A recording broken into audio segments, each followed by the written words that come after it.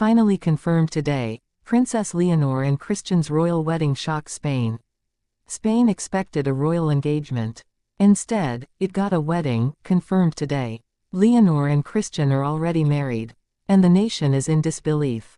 It's official. After years of speculation, silence, and subtle glances exchanged across royal banquets, today, the Spanish royal house has confirmed it. Princess Leonor and Prince Christian of Denmark are married. Not engaged, not preparing, married. The statement came quietly, a brief, formal announcement. No headlines screamed it in advance. No pre-wedding fanfare, just a confirmation that a private ceremony had taken place, and that Spain's future queen is now a wife. And yet, this one announcement has sent an emotional shockwave across Spain, Denmark, and royal watchers around the world. Because behind this quiet confirmation is a story that is anything but quiet. It is full of love, risk, pressure, and a decision that could reshape the very foundation of European royalty. Why the secrecy? Why now? And how did an entire wedding happen with no leaks, no press, and no royal schedule interruptions? To understand the magnitude of what just happened, we have to rewind. For years, Princess Leonor's life has followed a strict, almost textbook royal path. Education at elite institutions, military training, flawless public appearances, always poised, always silent about her private life. That's how it's been, but those closest to the crown knew one thing quietly simmering in the background: Christian. The Danish prince, charming, modern, and equally burdened by royal expectations, had been a constant presence. Officially, the two met during international youth events. Unofficially, they bonded years earlier during shared studies in the UK, and later reconnected at the United World College in Wales. At first, it was friendship. Long walks, shared frustrations, notes passed under the eyes of bodyguards. But with time, it deepened. The connection grew beyond the confines of royalty. And for years, they hid in plain sight. There were signs, matching pins at events, coordinated diplomatic trips that aligned a little too perfectly, and moments where cameras caught glances more revealing than 1,000 words. Still, the palace denied rumors. Until now. This morning, the confirmation came in the form of a tightly worded communiqué. It acknowledged that, Her Royal Highness the Princess of Asturias has entered into marriage with His Royal Highness Prince Christian of Denmark in a private religious ceremony held earlier this month. That's it. No photos, no exact date, no location specified, just confirmation, and silence. But sources close to both royal households are now speaking out. And what they're sharing paints a picture of a deeply emotional, deeply human moment, one that defied royal tradition while still honoring legacy. The ceremony took place in northern Spain, tucked away in a centuries-old monastery overlooking the Atlantic. No press, no fanfare, only family, a handful of lifelong friends, and clergy personally chosen by Leonor herself.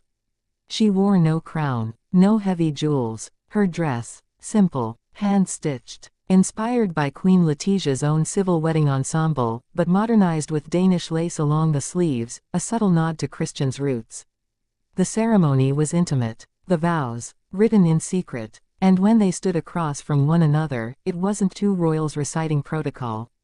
It was two young people, vulnerable, shaking, and quietly defiant, choosing love under the weight of centuries.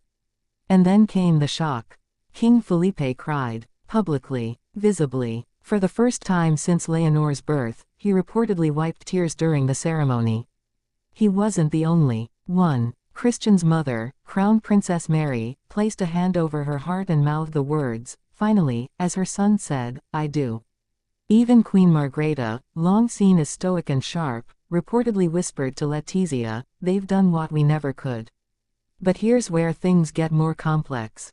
Spain has never had a foreign-born consort in modern history. The implications of this marriage are seismic. What title will Christian now hold? Will he remain in Denmark or take on a role in the Spanish court? What happens when Leonor ascends the throne? And what does this mean for the European balance of power? Palace insiders are scrambling. Legal teams are quietly reviewing succession laws. Some constitutional scholars are now proposing amendments that would allow Christian to share limited ceremonial duties, without violating Spain's historical insistence on a native-born monarchy. But that's not all. The emotional core of this story lies not in the paperwork, but in the choices. Leonor, the girl born into monarchy, who watched her parents endure brutal press storms, political scrutiny, and relentless pressure, has chosen to lead with her heart. For years, she was expected to marry someone selected for optics. A Spanish noble, a military officer, a political ally, but she chose Christian, because, in her own words, shared during a private moment captured by a family confidant, he sees me, not the throne. And I want to build a kingdom with someone who values the woman, not just the crown. And what about Christian? He gave up more than most know. He turned down a formal title from Denmark last year, quietly deferred a military promotion, and has spent the last 18 months studying Spanish law, language, and history, in private, in preparation. This wasn't a spontaneous act of love. It was deliberate, measured, brave. And while much of Spain is celebrating, there are fractures too. Certain hardline traditionalists within the Spanish court are furious. Some officials in Madrid are calling for an emergency review of royal succession procedures. And nationalist commentators have already labeled the wedding as a disruption to sovereign heritage. But for the people, for the public, the sentiment is different.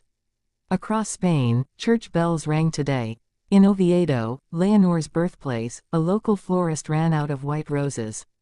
In Madrid, supporters gathered outside the royal palace, waving Spanish and Danish flags side by side. Not in protest, in joy, because for many, this wasn't just about a wedding. It was about transformation, a new kind of royalty. A generation that doesn't just inherit tradition, it reshapes it. And perhaps the most powerful moment of all. After the ceremony, as family members embraced and champagne flowed quietly inside the cloisters of the monastery, Leonor and Christian slipped away. Just the two of them. No entourage, no cameras, no script. They walked along the cliffside path, the same one Leonor hiked as a child with her father, and they stood at the edge, hand in hand, watching the ocean in silence. She leaned into him and whispered something only he heard. But one guest, far behind them, caught the faintest trace of her words. I'm not afraid anymore. And that's what today means. Not just a wedding, but the moment Spain's future queen stepped into her reign, not with fear, but with love. Confirmed, chosen, married, and ready for what comes next.